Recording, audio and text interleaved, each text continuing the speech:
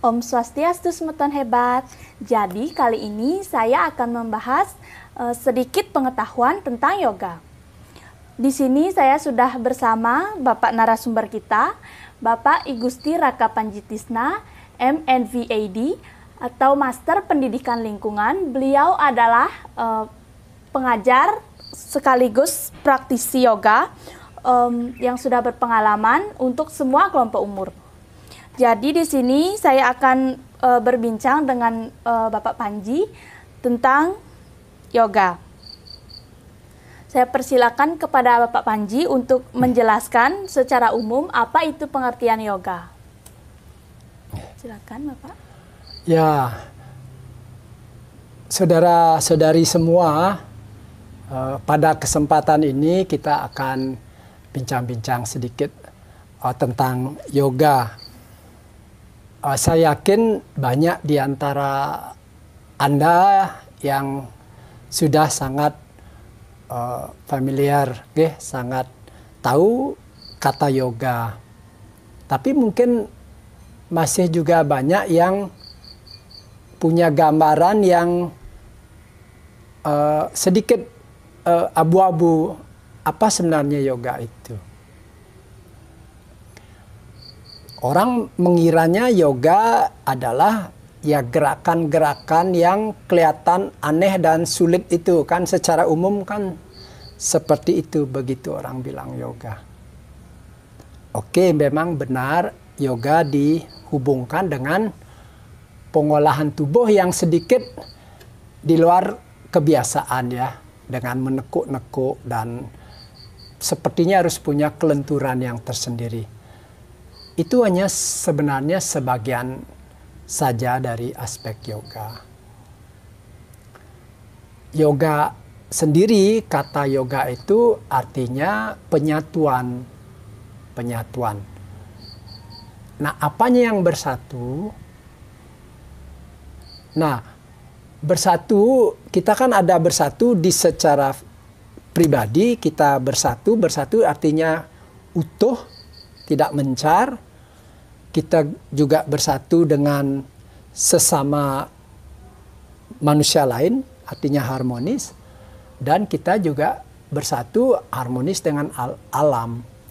Jadi yoga itu adalah pengetahuan yang mengharmoniskan diri kita, baik di lingkungan pribadi kita, kemudian dengan orang lain, dengan manusia lain, dan juga dengan lingkungan sekitar kita. Itu arti kata yoga itu sendiri, penyatuan. Terus bagaimana sebetulnya sejarah dan asal-usul yoga, Pak? Jadi yoga itu adalah ilmu yang menyeluruh, ya. Ini sebuah ilmu yang sifatnya ada olah, ada pengetahuan, teori dan praktek. Dia satu kesatuan. Secara umum diterima bahwa pengetahuan yoga ini adalah pengetahuan kuno yang dinyatakan bersumber di tanah India. Dan itu dicatat dan distruktur dengan sedemikian rupa menjadi sebuah ilmu pengetahuan dan seni yang kemudian menyebar ke seluruh dunia. Secara umum yoga itu dipertahankan secara klasik ya. Pengetahuan-pengetahuan kuno itu masih dipertahankan di India yang tahu rinci. Jadi sumbernya dari tanah India. Dan diperkirakan setidaknya sudah berumur 6-7 ribu tahun lalu. Yang tercatat ya, yang ada bukti-bukti. Mungkin juga ada jauh-jauh sebelumnya. Jadi pengetahuan yang sangat kuno.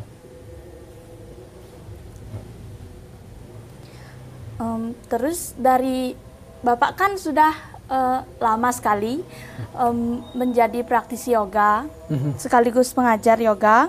Terus manfaat apa sih yang Bapak rasakan setelah mengikuti yoga sudah lama ini?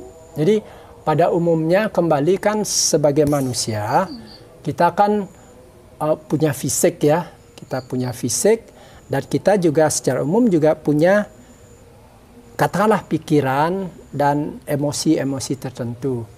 Nah, pelatihan yoga ini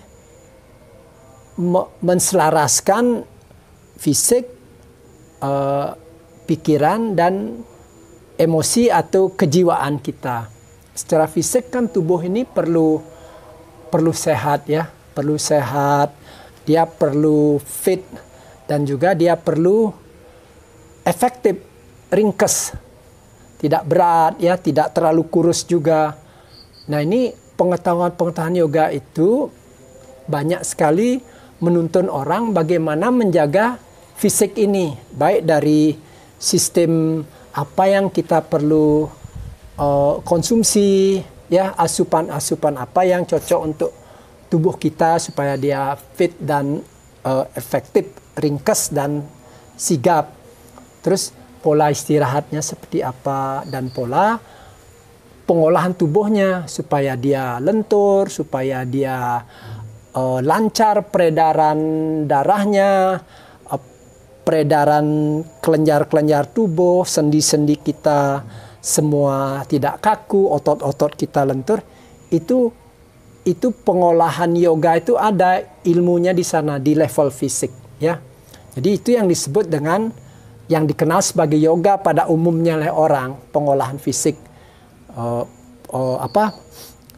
Asana ya, disebut asana. Tapi kan itu baru satu aspek saja dari pengetahuan yoga ini. Ada aspek berikutnya seperti pengolahan napas. Sebenarnya yang paling kunci di yoga itu adalah pengolahan napasnya. Ya, yang tentunya harus dikombinasi dengan pengolahan tubuh. Tapi tidak berhenti di pengolahan napas. Di yoga pun ada pengetahuan-pengetahuan praktis tentang filsafat praktis kehidupan yang nanti membantu kita bagaimana menerima situasi, bagaimana kita bisa menghadapi apa-apa yang serba berubah, yang tidak terduga, itu kan banyak bisa terjadi. Nah, yoga itu juga menyangkut pengetahuan-pengetahuan praktis itu. Bagaimana menghadapi situasi-situasi yang kalau tidak kita akan merasa tertekan. Dan satu aspek lagi dari yoga itu yang sama pentingnya, ini semua penting, adalah proses-proses pengheningan yang secara umum disebut meditasi. Karena bagaimanapun sumber kekuatan kita itu muncul dari kalau kita hening. Dari segi tubuh hening, dari segi pikiran hening, kejiwaan tenang, baru kreativitas, rasa kebebasan, rasa kebahagiaan itu muncul. Nah, jadi yoga ini, yoga yang secara keseluruhan ini adalah ilmunya. Dia kayak seni, sains, dan seni gabung. Jadi perlu semacam ketekunan, kepagehan, kalau orang Bali bilang tuh pageh, tekun, puguh artinya rajin, dan perlu arahan dari seseorang, entah guru, entah instruktur. Karena sulit sekali mengetahui yoga hanya dari membaca atau dari melihat apa yang ada di sosial media. Itu Anda nggak akan berhasil belajar yoga seperti itu. Jadi perlu ada orang yang mengajarnya langsung. Jadi saya pun sebelum-sebelumnya kan cuma tahu yoga dari sedikit-sedikit, tidak pernah saya belajar langsung ya. Jadi nggak akan pernah lanjut. Cuman bersyukurnya ya mungkin karena memang jalur saya memang harus menjadi seperti ini, jadi tahu pengetahuan yoga ini adalah ketika saya mengikuti sebuah pelatihan. karena saya ingin tahu lebih sedikit apa sih sebenarnya yoga pranayama. Ini ikut pelatihan kira-kira 13-14 tahun lalu. Dan saya merasa pas. Akhirnya saya tekuni, syukurlah 13-14 tahun ini. Jadi saya praktekkan sehingga merasakan manfaatnya yang kita suka baca di buku-buku manfaat yoga begini. Saya udah rasakan, sehingga karena itu ya kita merasa ingin berbagi pengetahuan ini. Nah, terus dari yang saya lihat di internet, di buku-buku kan banyak jenis-jenis yoga. Terus kalau dari secara umum jenis yoga itu ada berapa sih, Pak? Ya, kalau secara tradisi kunonya itu kan ada namanya jenana yoga ya. Jadi pengetahuan yoga berdasarkan pengetahuan itu biasanya pengetahuan tentang diri ya. Kemudian ada yang namanya bhakti yoga. Itu yoga melalui cara kita berbakti ya. Berbakti kepada alam, kepada kita anggap dewa-dewi atau kepada guru. Terus ada yoga yang sifatnya karma yoga. Jadi Anda bisa mencapai penyatuan, pembebasan, ketenangan, keharmonisan itu karena Anda berkarya. Bekerja ya. Bekerja untuk kepentingan umum. Ya, bukan hanya untuk kepentingan pribadi. Ya. Kalau hanya berkarya untuk kepentingan pribadi, kepuasan pribadi itu bukan yoga. Tapi kalau kita berkarya untuk kepentingan umum, pengabdian ke umum, itu baru namanya karma yoga.